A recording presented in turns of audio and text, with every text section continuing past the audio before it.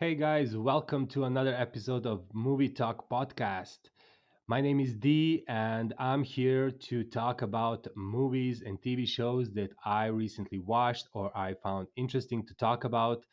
So today I have three topics for you. All right, so I'm going to talk about 8-Bit Christmas, which is amazingly, surprisingly good movie. I'm going to talk about Venom number two, the second Venom, which I recently watched, and I'm gonna talk about Hawkeye, the new show on Disney Plus, new MCU Disney Plus show, and only few episodes are out, but we still I have to talk about this because I'm enjoying this show very much, and I am surprised by that, and I will tell you why once we get to that story. Okay, so grab yourself a coffee or some snacks, make yourself comfortable, or if you're in your car on your way to work or way home or wherever you're going, keep your eyes on the road and relax. And let's start our movie talk. Our first movie we're going to talk about that I just watched like a few days ago is 8-Bit Christmas. There's a lot holiday movies coming out this time of year. I mean, it's not surprising. It's holiday season and it's a peak of this Christmas spirit madness, and all the studios, all the streaming services, they printing these movies like there's no tomorrow. Like wherever you turn, wherever you go, like there's always these promotions and trailers about holiday movies and Christmas movies, and God, there's so many of them. And I love Christmas movie, and I love this holiday season. Makes me very cheerful and happy.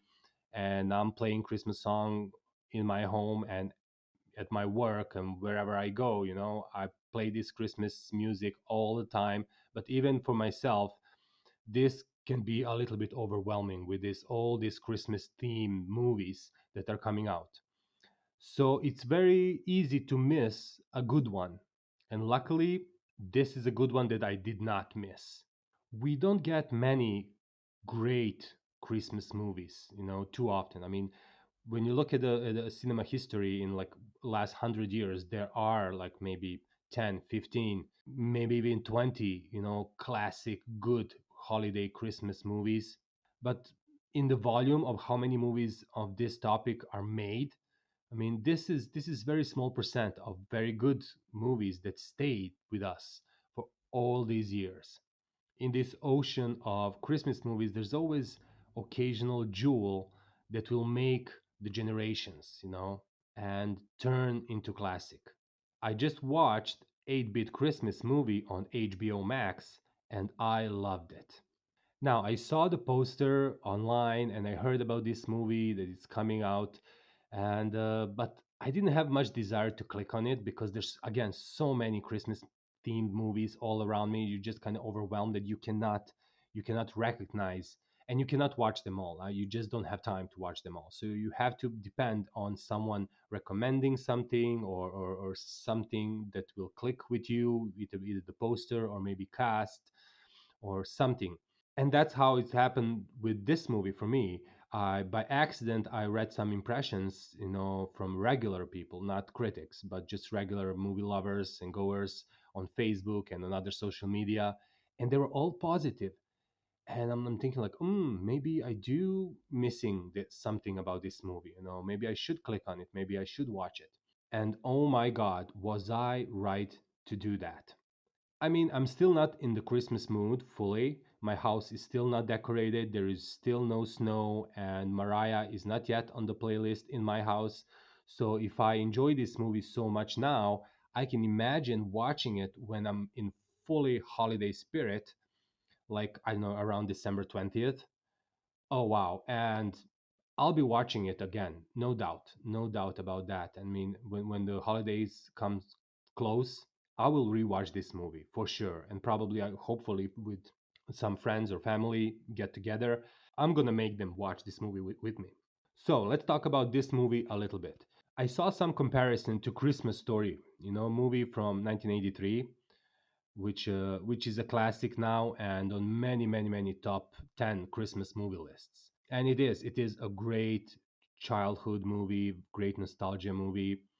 And 8-Bit Christmas starts similar to that, with a child wanting some present that parents or a parent don't want to buy for them. The opening of this movie is a father played by Neil Patrick Harris, who is again amazing, love him so much, and his daughter who is demanding to get a new phone, iPhone or phone, just cell phone, for Christmas.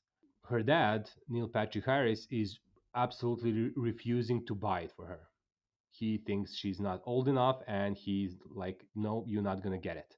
Then at the very beginning of the movie, they go, him and his daughter go to his grandparents' house for holidays. And Neil Patrick Harris asked his daughter to play a video game with him on his old Nintendo that he just found. It still stayed in his childhood room back at his parents' house. And while they're playing, he starts to share the story how he got this Nintendo. And that was his Christmas wish when he was a little boy back in 1988. So the most of the movie is this kind of recall of this childhood, of his childhood story, and his character when he was a boy and back in school, surrounded with an incredible group of friends. Kind of like a Goonies type of variety of friends, and each of them are very funny characters on their own.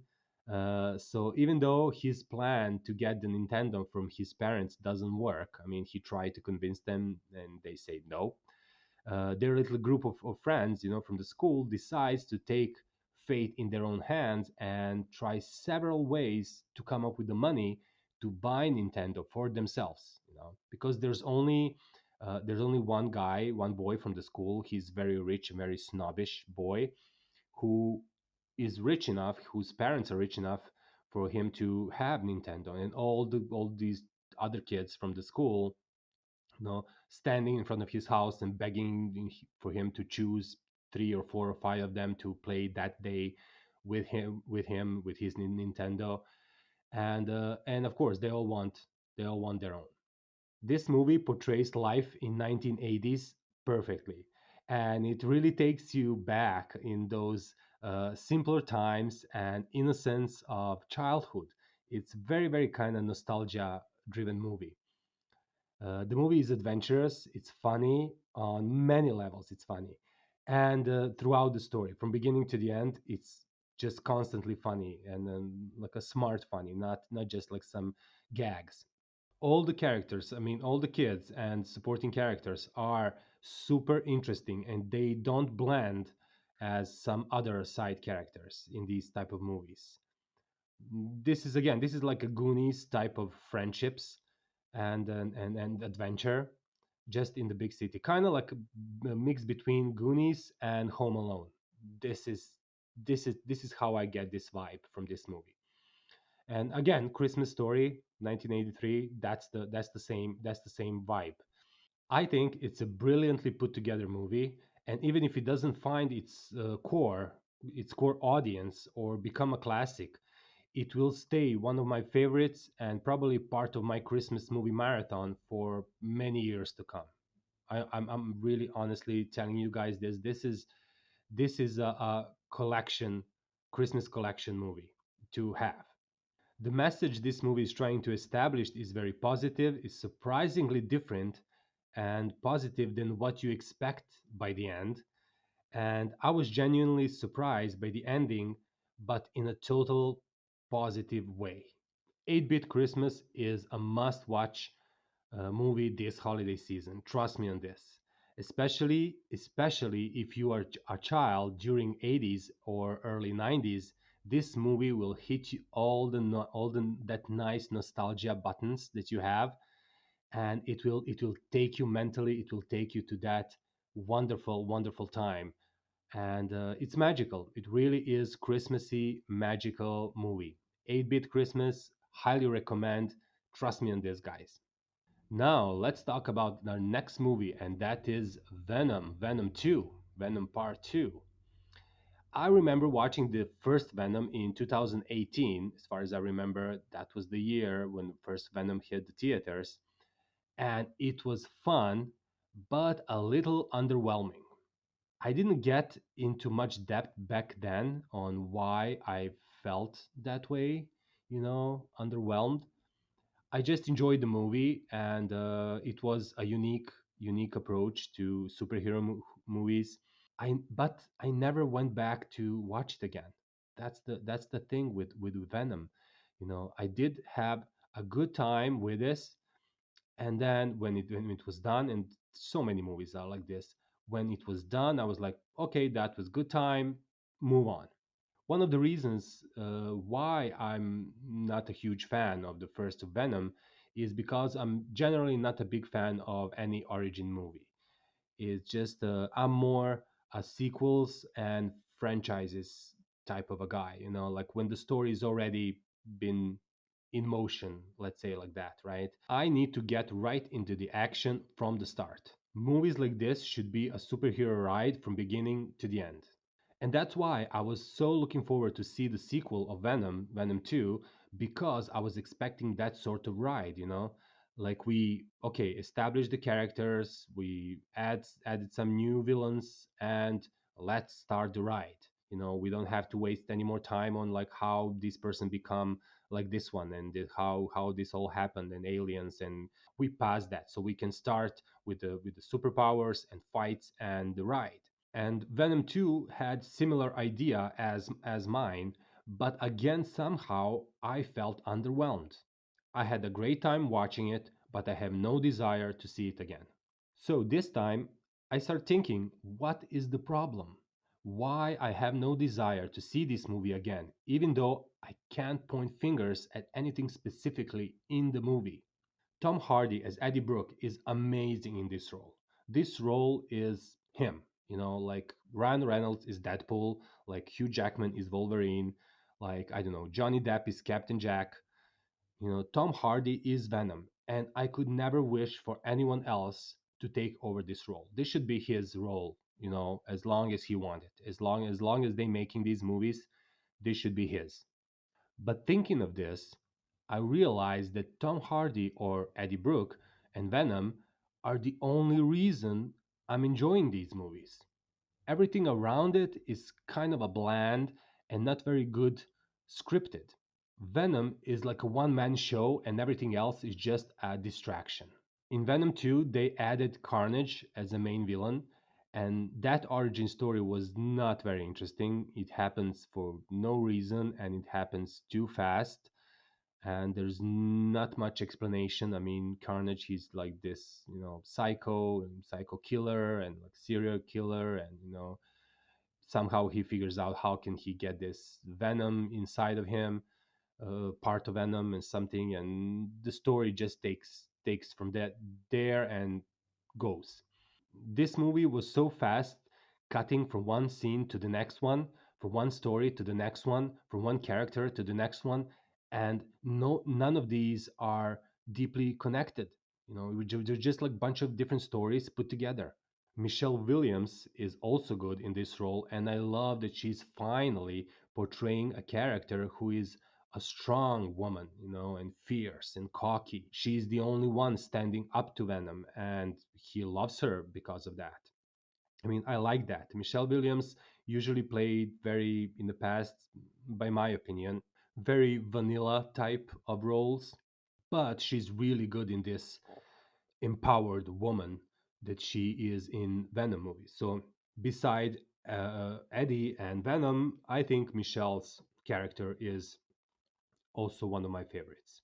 After some more thinking and analyzing my feelings towards this movie, I think that also one of the main reasons that writers are confused with creating an interesting story is that Sony doesn't want to let Venom be Venom.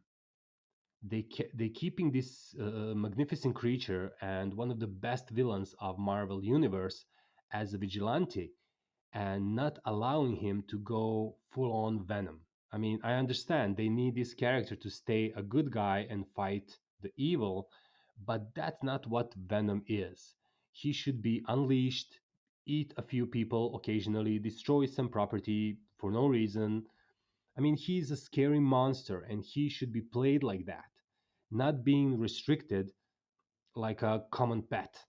I believe if writers could get a green light to take Venom to its full potential and power, this will be such a unique and awesome story. But overall, I mean, I enjoy this movie. I will watch the next one, especially if the way they set it up at the end turns to be the direction they take Venom in the future. But unfortunately, I have to say that Venom 2 is not on my rewatch movie list. Not the first one, and definitely not the second one. So you take it from here. I mean, whatever you guys feel, please feel free to share. I mean, maybe you really enjoy these movies, maybe you really love the characters, maybe you didn't. Feel free to put it in the comments. What do you think?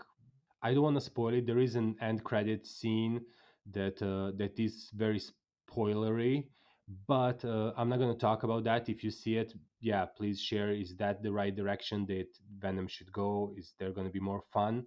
And whatever you feel like, feel free to write it down and put it in the comments. All right. Our third and the last story for today is about new MCU Disney Plus show Hawkeye.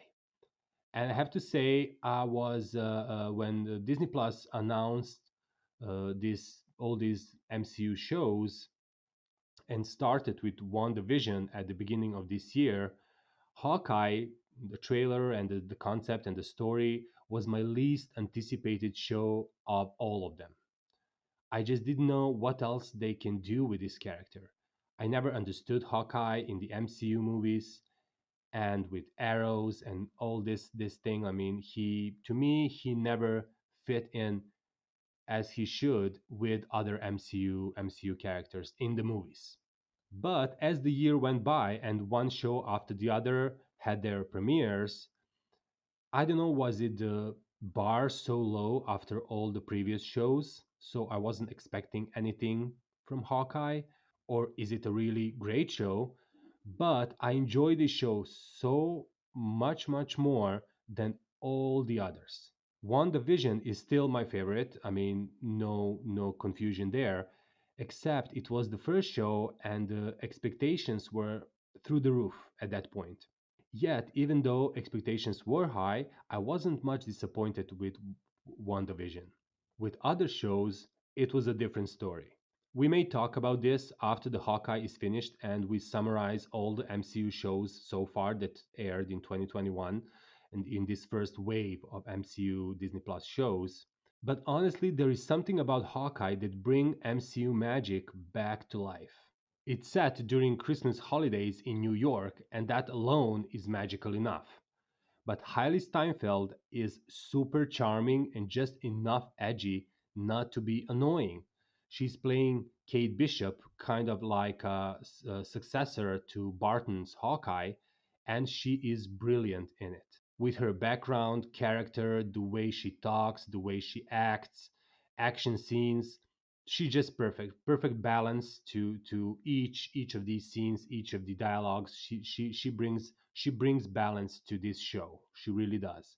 Barton as her mentor and recovering after all the tragedies that happened to him over past MCU events, he settled with his family, and overall, I really starting to like him very much.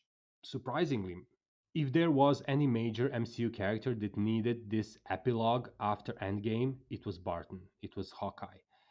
And I truly love how they portraying him in this show. I finally understand him, and he is climbing up my favorite characters scale.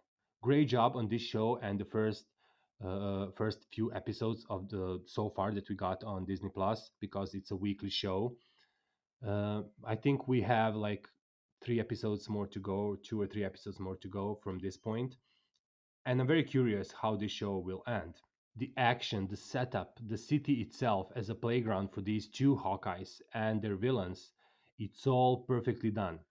With only these few episodes in, it is still a mystery where this show is going, and they play it like an investigation mystery while developing Kate Bishop as a new Hawkeye. This is a perfect genre for these characters, and the mystery part is very well done. I love it. I really do. They introducing as the show goes a new villains. Well, actually, we still don't know who is villain and who is a kind of good guy or will become a good guy eventually from the show. But they're establishing lots of side characters, and there's kind of spoilers on the internet, and like this character is from, I don't know, Daredevil, and this character is related to this one. But I don't want to think about too much, because if there's one thing we learned from all the previous Disney shows, so we cannot predict where they will go. We cannot predict will there be any sequels. We cannot predict are these characters going to join movie franchise, or they're going to stay in their own little TV show universe. We don't know that.